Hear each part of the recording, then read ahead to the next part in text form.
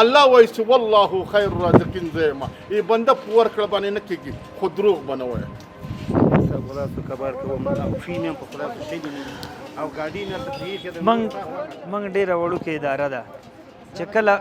په دې تلې ولاسو کبار تلم په دې پني تل د کبار کار کوم ګاډي د لس ګاډي نه تریخ قسم په الله چې کله هم زه درواغ درته وایم خو هغه خبره څه درته وایم زه کله حیران پاتې شم ښه زما خصوصا هغه ورونو ته دا وینا به یې کېدای شي دا ویډیو تاسو وګورئ چې کله هم موږ ناامیده شو زموږ وس نه وي موږ سره لاس کې څه نه وي تقاضاوې غوښتنې د ورونو وټساپ نمبرو کې زنګونه چې هغې ته ټول موږ رسیدګي ونه کړو زه باوري یم چې زړه یې ازار کوي سپکې رد حد سپکې سپورې موږ ته په کمنټونو کې په ویډیوګانو لاندې تبصرو کې په میسیجونو کې وایي چې تاسو مغرور یې تاسو په الله باندې اعتبار وکړئ چې زه کله دغسې د دې خلکو بېوسي وګورم د دې خلکو هغه عذر وګورم ما غوندې یو عاجزه مظلومه انسان ته چې زه د ټولو خپو خاورې یم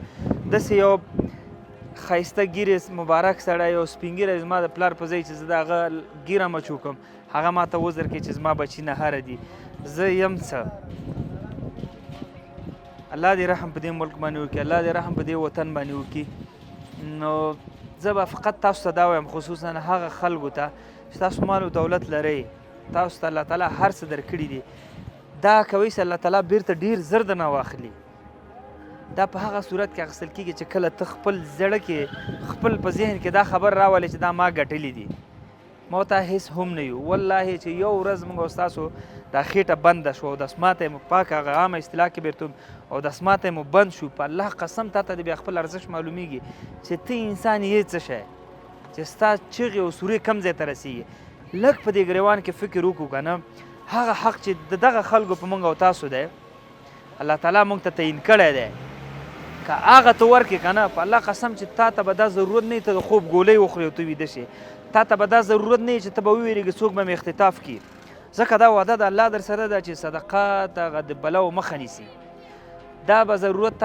تا به ذهن کې بیخي راځي نه چې زما اولاد به څوک وتښتي بېغمه ژوند به خوشحاله ژوند به دي ها شرط دا چې د دې خلکو د ژوند نه خبر شي شرط دا دی چې داسې ووځي دا د دروازه د مخامخ ګاونډي ته لاړ شي شرط دا دی چې محلت کې د جومات ته لاړ شي هلته پوښتنه وکړي چې ورو ستا څه حال دی د شپې دې څه شته که نه شته فقط دغه شی ذهن کې راولئ ورونو نو بیا باوري یم چې زموږ به د عمر بن عبدالعزیز رحمه الله په وخت کې زکات به مسلمانانو وباسه مرغیو ته به په هغه کې دشتو کې شینده سمندرونو کې به یې غورځوه ځکه څوک به ونه چې هغه زکات هغه اخیستی وی ټول الله تعالی داسې کړي وجه څه شی وه چې مالدارانو خپل زکات ورکوه د غریبانو حق چا خوړه نه نو هغه حالات هغسې وو اوس هم دا سخته نه دا کاکا ما ته راغی وی زه راغلی وم دې حاجي صاحب ته چې ما ته 1000 روپۍ راکړه څه دې هم په قرض باندې راکړه خدای خاطر مې ورته وکړه که نه هغه په شیشه پوښتنه ترې وکړه انډیوال مې دی دا 15 کاله ورته راځم وایي نسته را سره خبرې ته مالې په پورې راکړه په 2 جمعو کې به خدای راکړي او والا پاک بیا څه وایي چې زه 1000 یې بنده په ورکړه کوئ نو ډېره دنیا خلکو ته ورکړې ده خبرې ته دې غوږ ده نو بس نو دروغ ولې وایي الله ذلت و عزت دی الله په لاس کې ده الله وایي وتعز من تشاء وتذل من تشاء دا څه شی چې هغه به زه درکړم صحیح دی یو بوجۍ اوړه ده ته ورکړه یو بوجۍ اوړه ته واخله راسه ورس نه کاکا ګیره به مې نیسته دا ستا خپل حق دی راځه دا بوجۍ اوړه ستاسو ښه دا دې کور ته ویسه دنیا دواړه برابر کړه خدای پاک هم د ناراضي سي او خدای دې خلکو ته نورم ترقي ورکړي هغه درته کېده مسکین او د بیچاره الله حل نه ځان خبروي خدای پاک یو بوجۍ درته هم راوړه حاجي صاحب یو درته راوړه دا ستاسو حق دی ما لږې خبرې وکړې تیزو ځینې ورونه بعضې خبرې به چا سختې لګي حق خبرې ترخې وي صحیح ده نو ستاسو حق دی چې زموږ وس شي ولې نه او څه مو چې وس وي هغه موږ کوو کاکا ورور دا وخت دا ورور چې دی دا هم هغلته بایسکل ورسره دی زما خصوصا هغه خلک خوښېږي چې هغه زحمت وباسي چاته لاس نه نیسي هغه غیرتي انسان وي هغه د الله هم خوښېږي د بل هم خوښېږي بل هم خوښېږي صحیح ده او کوشش دا وکړئ چې ډېر وړوکی کاروبار یې خو چې ویې کوي صحیح ده الله مو خوشحال څنګه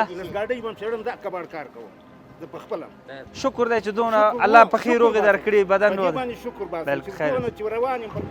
خیر اوسه